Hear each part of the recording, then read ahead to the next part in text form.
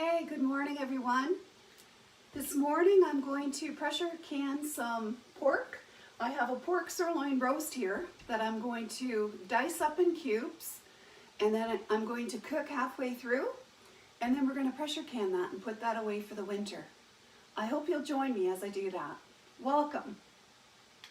So I currently have my pint jars washed out. They're in the oven, staying warm. I've got my lids boiling, and I'm going to dice up this meat into 1-inch cubes, and then I'm going to fill it in the jars and add some broth, which I'm going to use made from the little bit of fat that comes off into the pan when I partially cook the pork. And I'm going to add a little bit of vegetable bouillon to that, and that's going to be the broth that I'm going to can the pork in.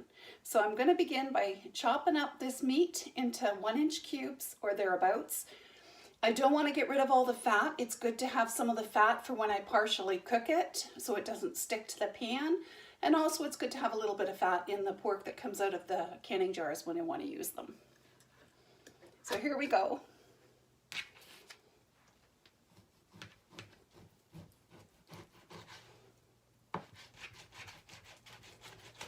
Now I'm using regular cans, not the wide mouth cans, so I don't want these cubes to be too big.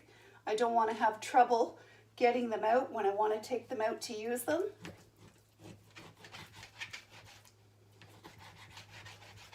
So we're going to hot pack these, meaning that our food is going to be partially cooked, our jars are going to be warm, and we're going to use hot broth in the jars to top them up. I find it's best if you get all your stuff prepared ahead of time, get your jars all ready before you even attempt to get your meat ready. I like to have it as organized as possible. I know everybody has a different way of doing things, but that's my way. It's always a little easier if the meat is a little almost a little bit frozen, especially with pork, I find, to cut it. I may have to switch knives here. This one is not as sharp as I'd like it to be. I'm going to try another one here. See if this is better. Yeah, it's not a whole lot different, but we'll plug our way through.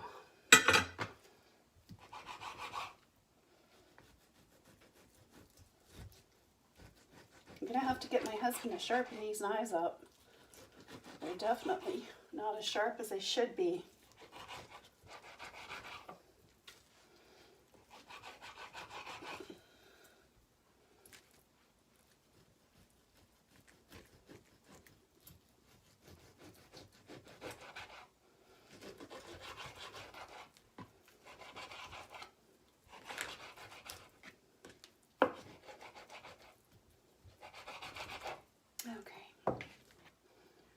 Start to cube some of these. Let's switch back to this girl here.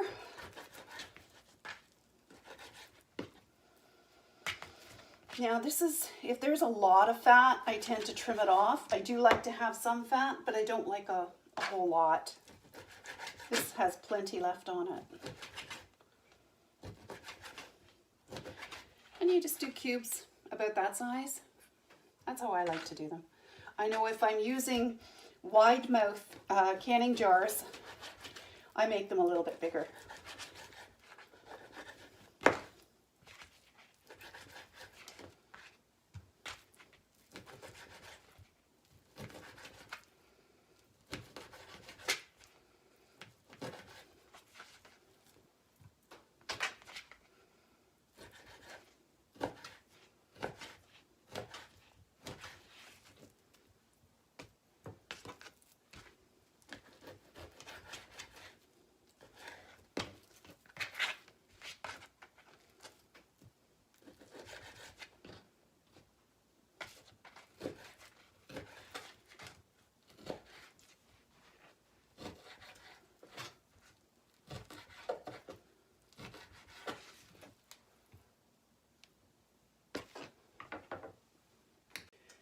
Well, I grew a little weary sawing through this meat, even though it's not tough meat at all. So I ended up sharpening my knife myself, which I'm quite proud of. And I use this little gadget. It's called Kitchen IQ. And wow, did it ever do a great job. Only took me like 2 minutes. And what a difference now when I cut. Voila, it's fantastic. So I guess I can do it myself now. I don't have to wait for my hubby to do it. He used to do it on a machine. And I figured I'd give this thing a try. I haven't used it very often. And I've never used it for one of my bigger knives. I've used it for steak knives, but wow, it did a fantastic job. So, another new skill I've acquired. Now when I cut off the fat like this, it's got a little bit of meat, but a fair amount of fat. What I do is I save that, and after I finish doing all that I'm going to do with the meat, I fry it up and I throw it in the freezer for my little granddog. And when she's over visiting sometimes, she gets a little bit of a treat. So we've got everything all cut up now. This is about 4.5 pounds of pork. And I'm going to take that now and throw that in my Dutch oven and let that cook halfway through. We don't want to cook it too long, but we also want to make sure that it's halfway done. That's how I like to can. I don't like to can raw. So I'm going to take it over here and just put it in my Dutch oven that I've heated up.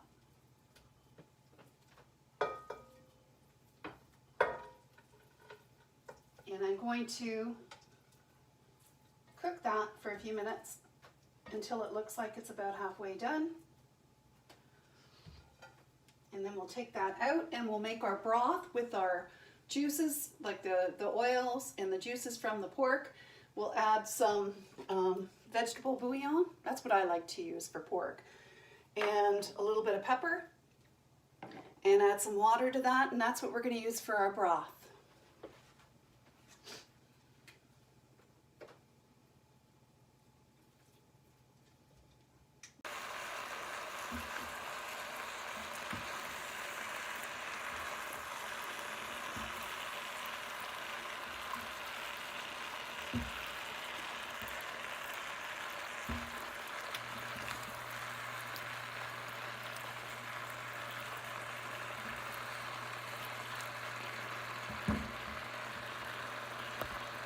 Now I've added a little bit of pepper, just because that's the seasoning we like in our pork. I'm not going to add any salt because I'm going to add the vegetable bouillon, which has salt in it already. So the pork is looking pretty good. I've just brought out the pressure canner, and I've got the water heating up in there.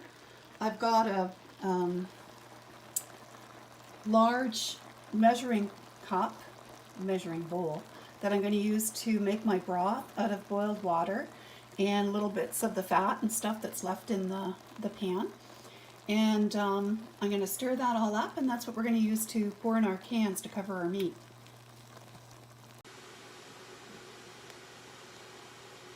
The meat's looking good. I would say that's about halfway done. So I'm going to turn off the heat, and I'm going to take the meat and put it on a plate where I'm going to leave it. And I'm going to take the juices that are in the pan, and I'm going to add some boiling water and also some vegetable bouillon. And that's going to be my broth that I'm going to can the meat in.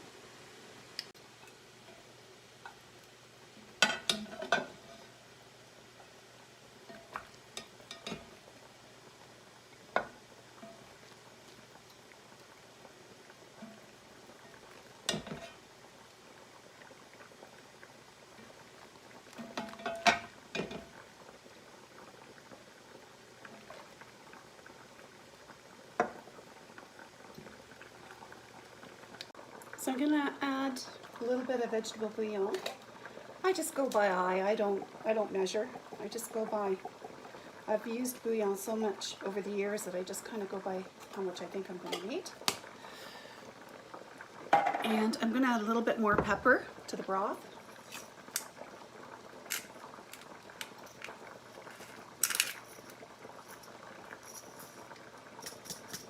I like something stuck in there.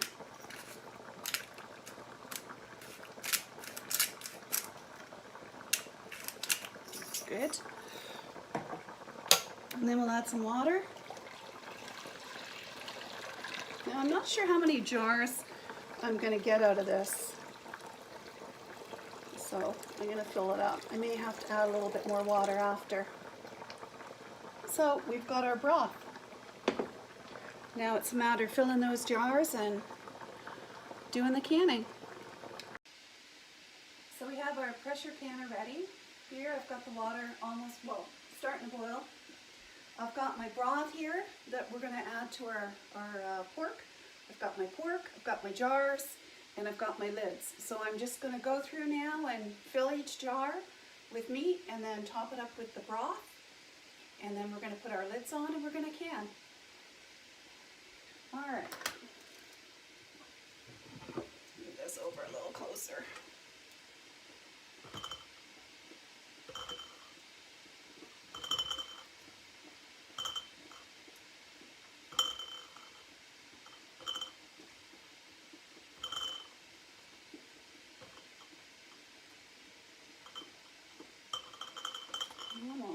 Almost full. Yeah.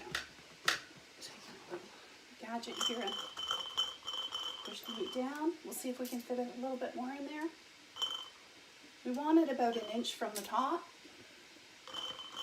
of the rim of the jar.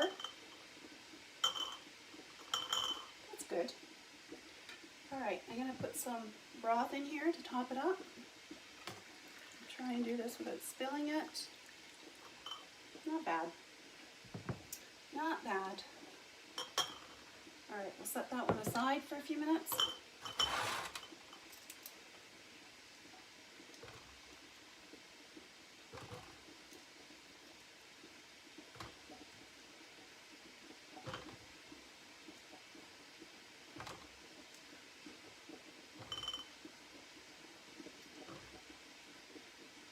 Looks like we might get about 4 jars, maybe 5, if I'm lucky.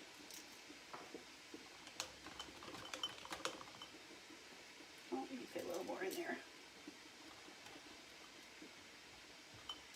There we go. All right, let's top this one up. Put that over there.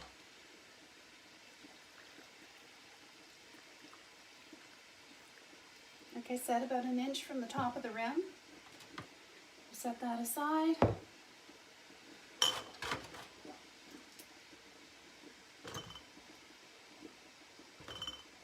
Smells so good in here.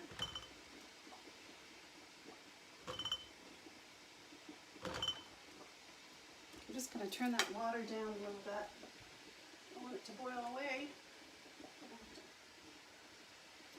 Here we are.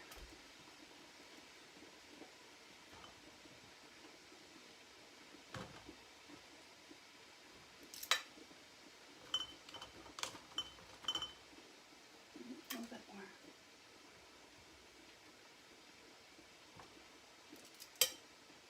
Okay.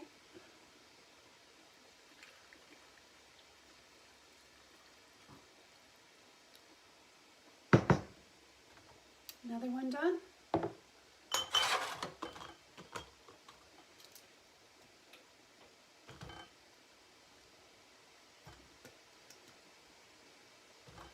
Now if my family was all living back at home, like when the kids were younger, I would be doing these, I'd be doing these in quarts. I wouldn't be doing them in pints. But considering there's not a whole lot of us here, we don't need a whole lot of meat at one time. And if I need to open 2 jars, if I'm making something and we have company, then I use 2.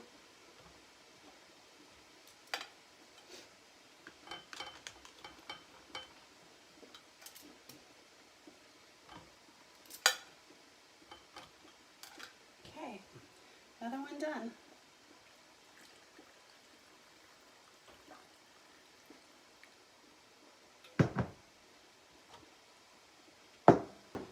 All right, we're on our last one here. I don't think it's going to be quite full.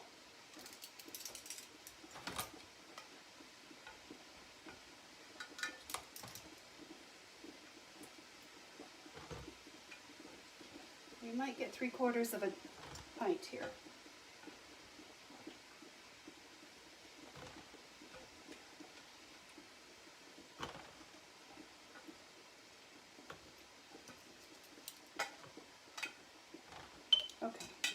top that up with broth and we'll do our lids. Now before we put the lids on, I like to take a little bit of paper towel and a little bit of vinegar, which I forgot to bring out.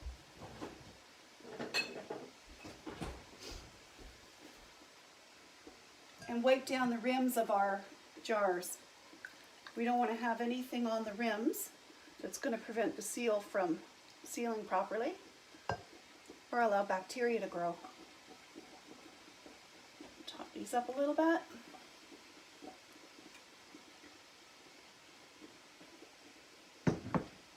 Okay, so we'll start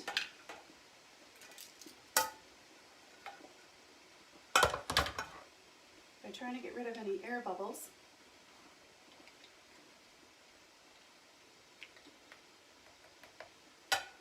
And then we'll wipe the rim.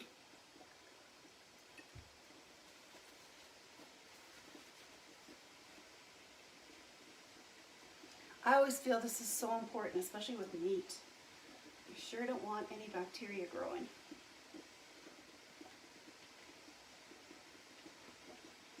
Okay, that one's done.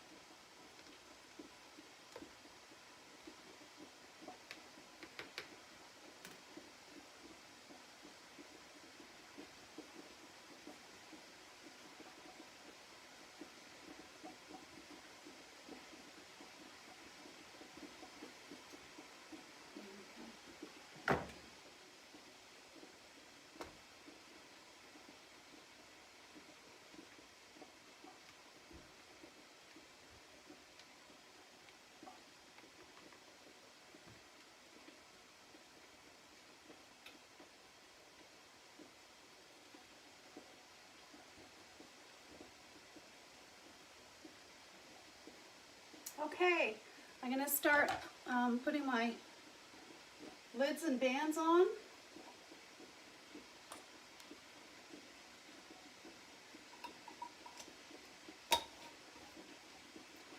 Just a finger tightness.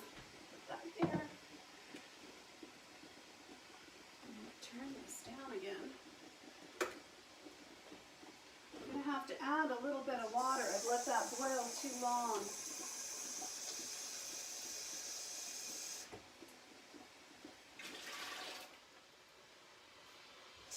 You want 3 quarts of water in your pressure canner, at least in a 23-quart one. You want 3 quarts of water in there before you put your jars into can. All right.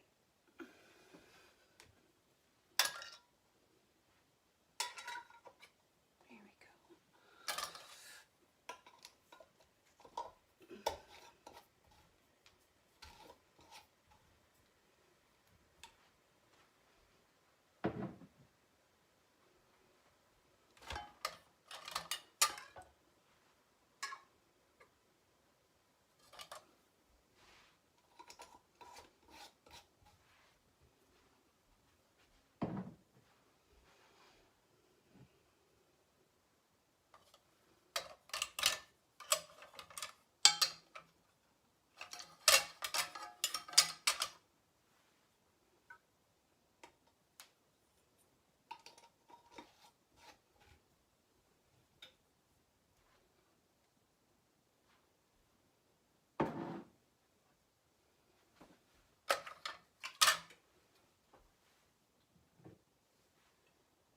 Make sure when I move them here, I don't splash the broth around on the rim.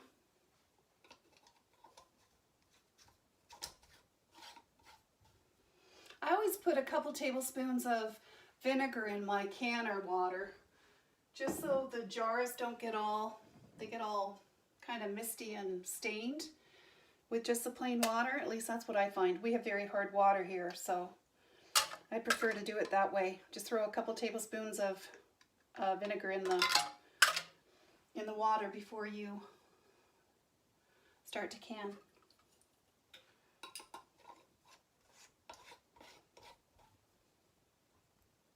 All right, we've got all our jars. We've got 6, well, 5.5 really.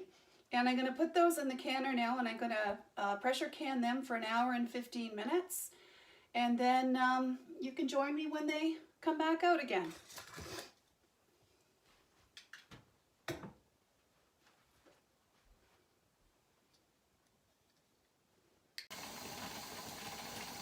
We've got the pressure cooker going now, so we'll just wait for it to get up to 11 pounds of pressure. And then we will set our timer for an hour and 15 minutes. So we ran our pressure canner for an hour and 15 minutes, and it's now done. It's cooled down. I allowed it to get down to 0 amounts of pressure, and then I let it cool down for another 5 minutes. So I'm going to take the lid off now, and we're going to take out our cans and see how things look. And whenever you take your lid off, it's so important that you lift your lid facing away from you, just in case you get a face full of steam, which would not be nice.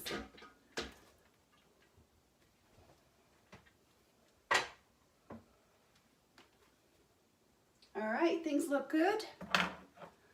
We'll just take the cans out one at a time here. That's our little half can that we did.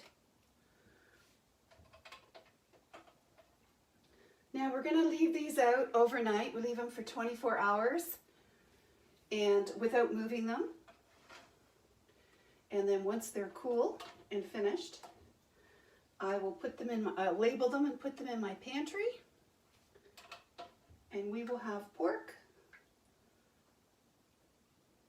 whenever we want it. And as you guys know, the price of, oh, there's one of our pings right there. One of our lids pinged. With the price of meat, the way that they're saying it's going to continue to just go up, these cans are going to be very, very handy in the future. So I hope if you have a pressure canner that you're using it, you're putting stuff away, buy your meat when it's on sale. Don't be afraid to get a pressure canner. I know for a couple years I was terrified of them. I wanted to get one, but I kept thinking, like, what if I blow up my kitchen, etc. And then I realized, you know what? They're not that scary. You follow the directions, and they're a great tool to use for putting food away. So I really hope that you enjoyed the process we went through today. I hope that you'll try and can yourself if you are so inclined, that you'll purchase a canner. They're really good to get on eBay. You can sometimes get some good deals, and they have availability. And I hope that you'll put some food away, because I think the days are coming where it's going to be really important that we do. So have a great afternoon, and I hope you enjoyed that visit with me today.